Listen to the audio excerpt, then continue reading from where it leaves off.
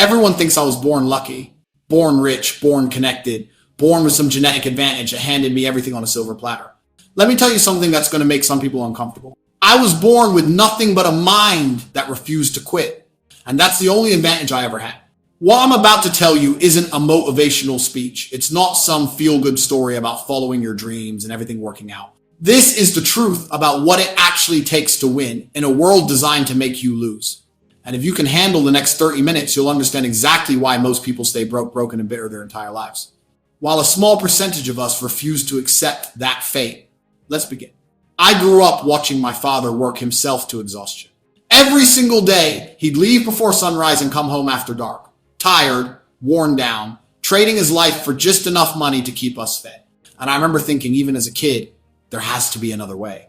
I wasn't born into wealth. I wasn't born into connections. My family didn't have a safety net. What I did have was a chip on my shoulder the size of a mountain. I was different from the other kids, more intense, more competitive. I couldn't stand losing at anything. Video games, sports, arguments didn't matter. Losing felt like death. That's when I found fighting.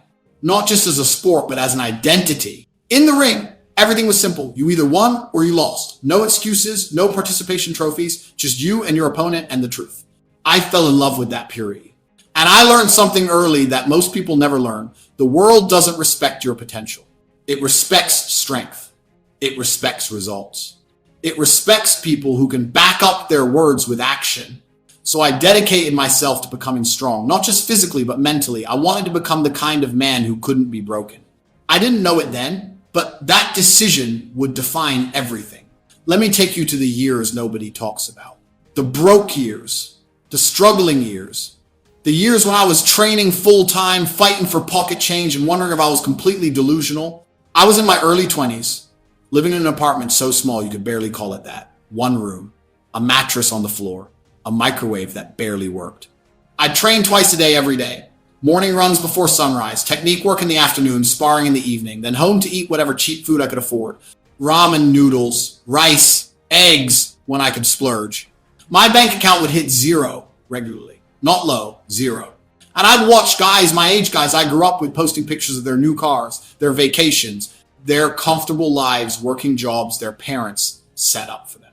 Meanwhile, I'm icing my injuries in a cold bath alone, wondering if I'm wasting my life. The loneliness of that period was crushing. Relationships ended because women didn't understand why I was so obsessed. Friends disappeared because I didn't have time for their parties and bullshit. I was isolated by my own ambition. There were nights I'd lie awake, my body aching, my bank account empty, and I'd think, maybe everyone was right. Maybe I'm just a fool chasing a fantasy. But here's the thing. Even in those moments of doubt, something inside me wouldn't let me quit. It wasn't confidence. I wasn't confident at all. It was stubbornness. It was pride. It was a refusal to give them the satisfaction of being right about me. I'd rather die trying than live knowing I gave up. And that stubbornness, that refusal to accept failure became my superpower. Because while talent is common, stubbornness is rare. Most people quit the moment it gets hard, the moment it's uncomfortable, the moment they don't see immediate results. They bail. I didn't. Not because I was special, but because I was too proud to accept defeat. During those broke years, I started seeing something that most people never see. The system, the matrix, the invisible prison that keeps most people trapped their entire lives. Let me explain. From the time you're a child, you're given a script. Go to school, get good grades, go to college, get a degree, find a stable job, work for 40 years, save money, retire at 65. And then maybe then, if your health hasn't failed and you haven't died, you can enjoy your life. They call this security. I call it slavery. Comfortable slavery, but slavery nonetheless. Think about it. You spend the best years of your life, your youth, your energy, your creativity, working to build someone else's dream. You trade your time, the only truly non-renewable resource you have, for money that barely covers your bills. You go into debt for a car you don't need, a house you can barely afford, and a lifestyle designed to impress people you don't even like. Then you spend your weekends recovering from the stress of working a job you hate. And you call that success? That's not success. That's survival with extra steps. Most people are slaves and they don't even realize it. Slaves to debt, slaves to routine, slaves to the fear of what other people think. They're trapped in golden handcuffs, too afraid to leave because they've built their entire identity around their job title and their mortgage. And here's the worst part. They defend it. They'll attack anyone who suggests there's another way. They'll call you crazy, irresponsible, reckless, because if you succeed outside their system, it proves they wasted their life inside it. And they can't handle that truth. I saw this clearly during those broke years. I saw people trading their dreams for comfort, their freedom for security, their potential for predictability. And I decided that will never be me. I'd rather be broke and free than comfortable and caged, because comfort kills more dreams than failure ever will. Comfort is where ambition goes to die. It's the warm bath that slowly boils you alive while you convince yourself you're relaxing. And now, it's even worse. Now we have social media, streaming services, endless entertainment, instant gratification at your fingertips. The modern world is designed to keep you distracted, to keep you scrolling, to keep you consuming, to keep you numb. People spend hours every day watching other people live their lives instead of building their own. They binge entire seasons of TV shows in a weekend, then wonder why they're not making progress. They scroll through Instagram, seeing highlights of other people's success, feeling inadequate, but never doing anything about it. The system has perfected the art of keeping you sedated. Give them just enough entertainment, just enough comfort, just enough distraction, and they'll never realize they're in a prison. Most people are NPCs in their own story. Non-player characters, following a script written by someone else, never questioning if there's another way. They wake up, check their phone, go to work, come home, watch Netflix, go to sleep, repeat. And they call that living. That's not living, that's existing. But let me take you back to my story. Eventually, something shifted. I started making money. Not millions, not even six figures at first. But enough to breathe, enough to not stress about rent, enough to eat real food. And that first taste of success, that first moment of financial relief, it changed something in my psychology. I realized the rules I'd been taught were wrong. I'd been told you need a degree to make money. Wrong. I'd been told you need to work for someone else for decades to build security. Wrong. I'd been told that risk is dangerous and safety is smart. Wrong. The people who taught me those things were broke. Why was I taking financial advice from broke people? That's when I made a decision. I was going to go all in on building wealth, not just winning fights, but building systems that generated money while I slept. I studied leverage. I studied business. I studied how rich people actually build wealth. And I realized they don't trade time for money. They build systems, they create assets, they use leverage, time leverage, money leverage, people leverage. While everyone else is working harder, they're working smarter. That realization changed everything. Here's what they don't tell you about building wealth and success. The sacrifice. When you commit to winning, you sacrifice everything else. Your social life disappears, your weekends aren't fun anymore, your relationships get tested, because most people don't understand obsession. They think you're crazy for working when you could be relaxing. They think you're missing out on life when you skip their parties and gatherings. They don't understand that you're not missing out. You're building. And building requires boring, repetitive, unglamorous work that nobody wants to see. While they were out clubbing on Friday nights, I was studying business models. While they were sleeping in on Saturday mornings, I was in the gym at 6 a.m. While they were taking vacations they couldn't afford, I was reinvesting every dollar back into my growth. Success isolated me from everyone who wasn't on the same path. And I had to make peace with that. Because here's the truth about talent versus work. Talent is a starting point. Some people are born with advantages, better genetics, better circumstances, better connections. But talent without work is just wasted potential. The world is full of talented people who never did anything with it. Work is the entire race. Consistent, disciplined, relentless work over years and years. That's what separates the winners from everyone else. Not talent, not luck, not connections. Work.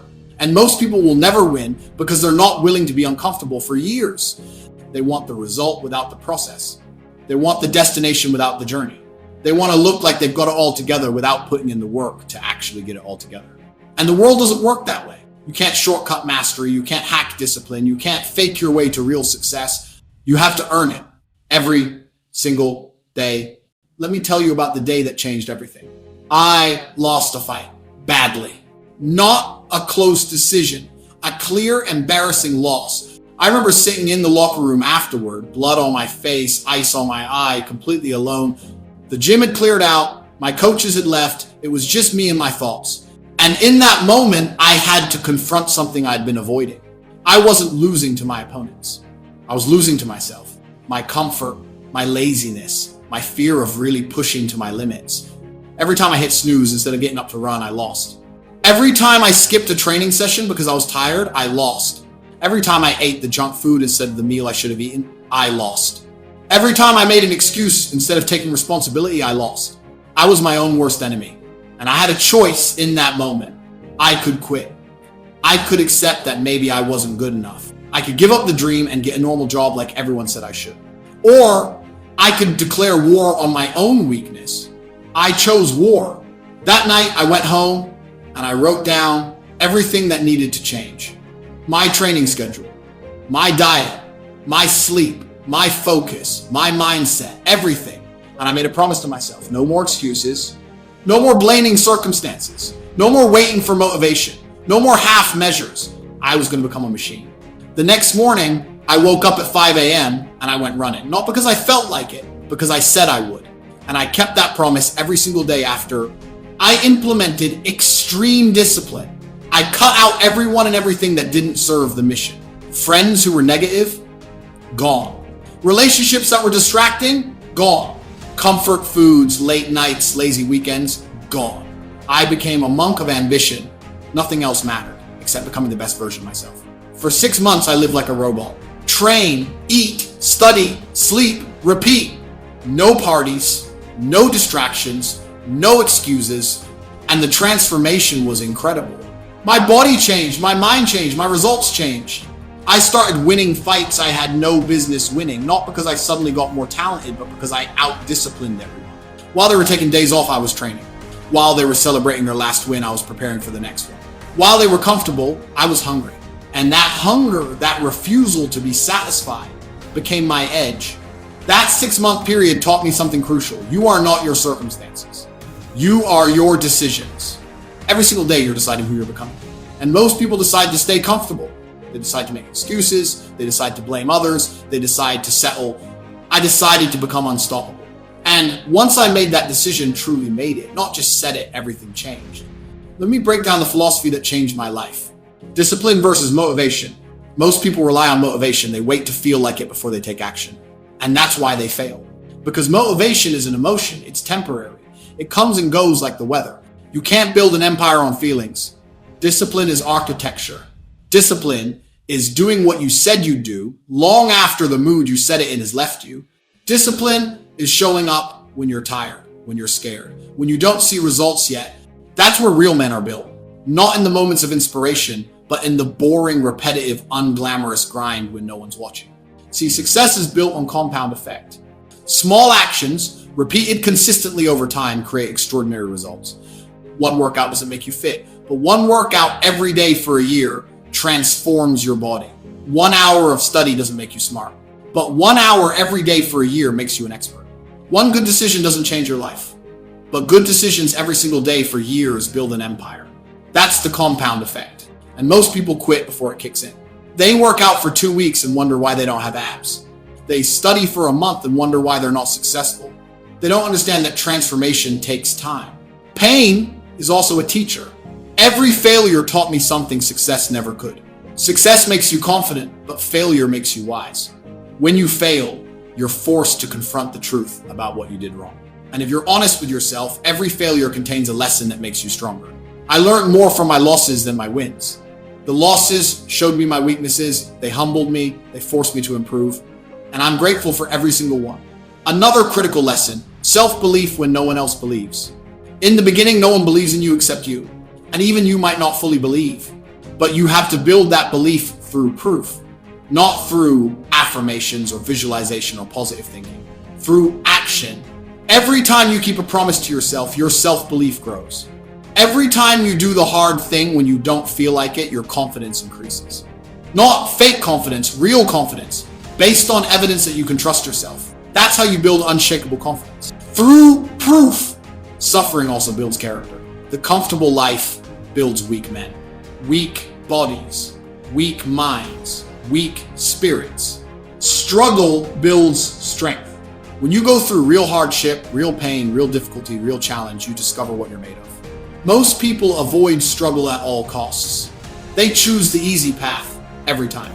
And then they wonder why their life feels empty and meaningless. Because meaning comes from overcoming difficulty. Purpose comes from pushing past your limits. Fulfillment comes from becoming more than you were yesterday.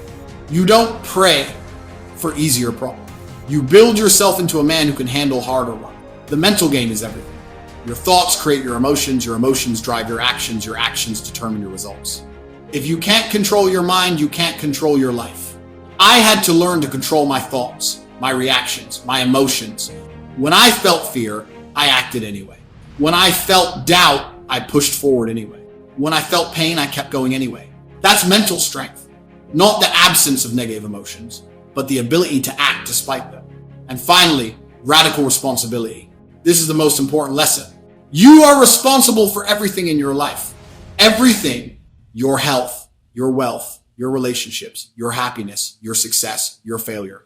All of it. If it's broken, it's your fault. If it's fixed, it's your credit.